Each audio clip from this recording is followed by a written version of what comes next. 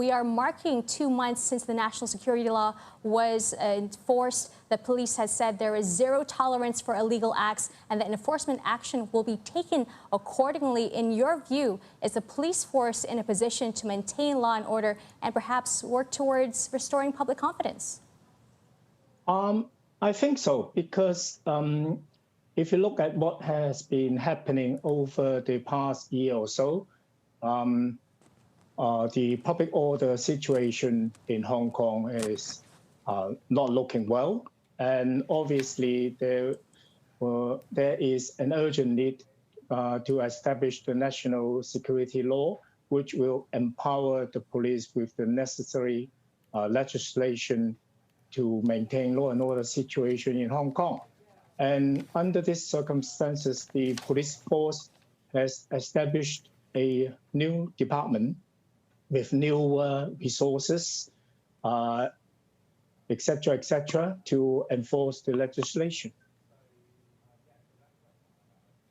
With this new department and expanded police powers, is this enough to provide enforcement for the NSL, or are more measures needed?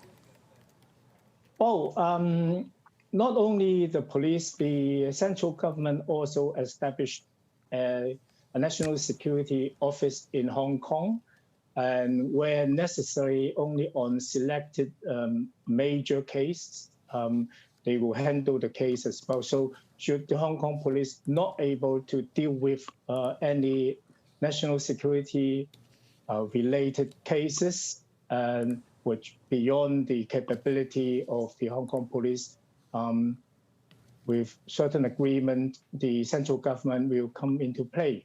This will hopefully provide a foolproof arrangement for Hong Kong as far as maintaining security in Hong Kong is concerned.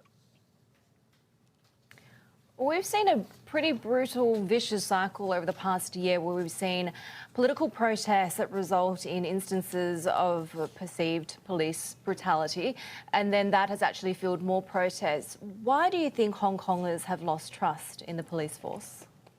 Well, I think your statement is not entirely correct. You are only saying one side of the story.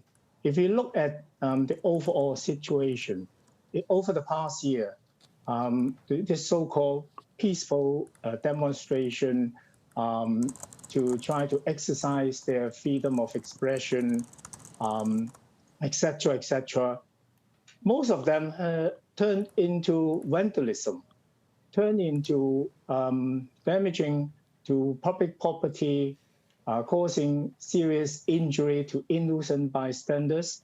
You see railway lines being blocked by throwing bicycles, iron bars, onto the wall. This could be could have a very, very serious consequence.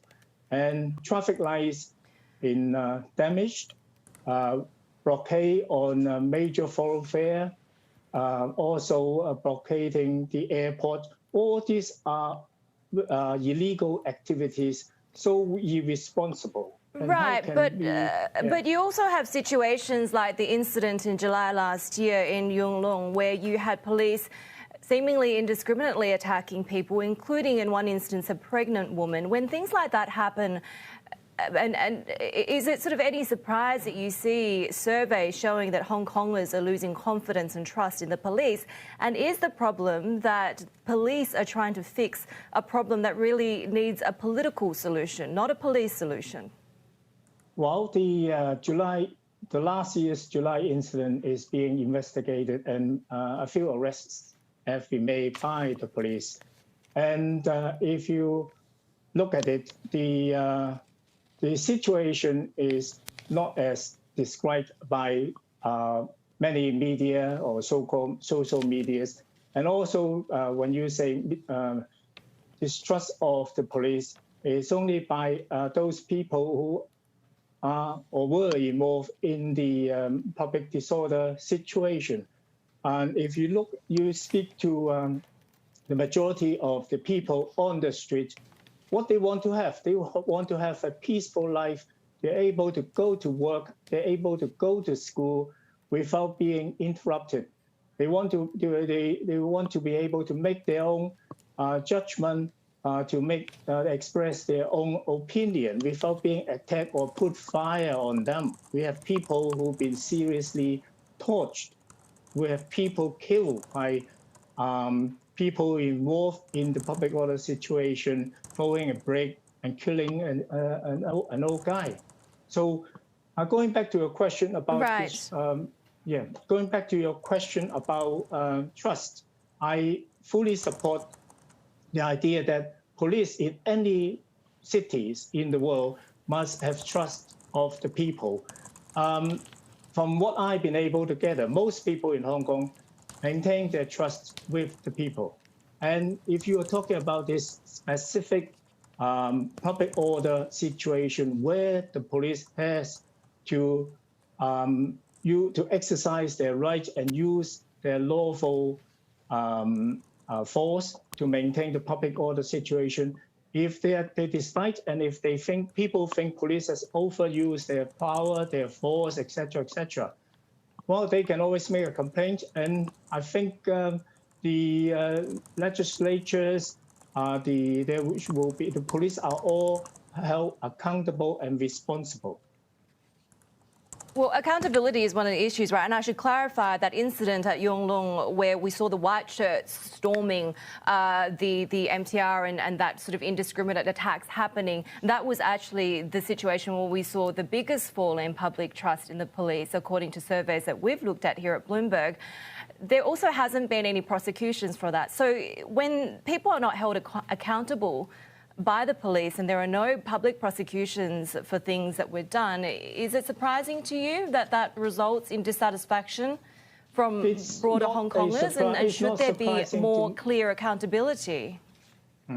It's not surprising to me at all, because if you look at what's been happening in Hong Kong over the past year or so, despite the Hong Kong police is a very professional police force, they have a daunting task, not only to deal with the public order, vandalism situation on the street, they have to deal with the aftermath, like what you have repeatedly mentioned, this Yuen Long case in July last year.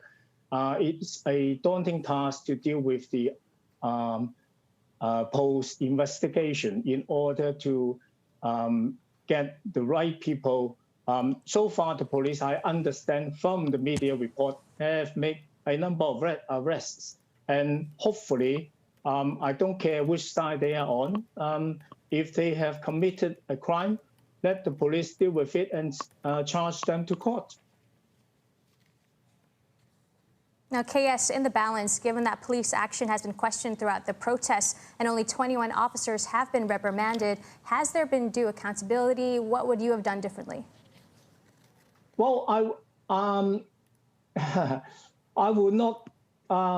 It's not fair for me to comment on that because I'm not into the situation. I don't have all the background details. All I can pick up is from the media, be they the mainstream media or the social media. Unfortunately, most of the time, people only present one side of the story or the side of the story they would like people to watch. As far as I'm concerned, I am a person, I believe in the law, I believe in the organization, I believe in the structure. The Commissioner of Police is held accountable for the running of the police force. So any of the police officers not doing their job properly or beyond their legal authority or excessive power, etc., we have a system in Hong Kong to deal with that. If the police force is not handling that properly, the police commissioner will be held accountable. And what room is there to improve the structures and systems that govern the police? Amnesty International, in a survey, noting that the current complaint system not fit for purpose. Well, yes, I heard that comment. But as far as I understand, the CAPO system, the Complaint Against Police system in Hong Kong. It works well with Hong Kong. And okay, for any system, there's always room for improvement.